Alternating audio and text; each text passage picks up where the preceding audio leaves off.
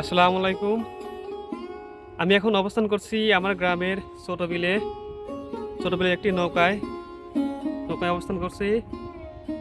আমাদের ছোট বিলে যখন পানি আসে, আশেপাশের দৃশ্যটা অনেক সুন্দর লাগে।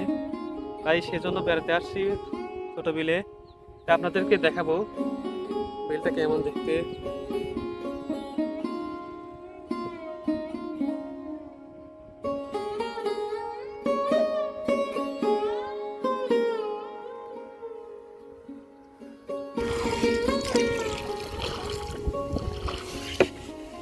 আর করবো।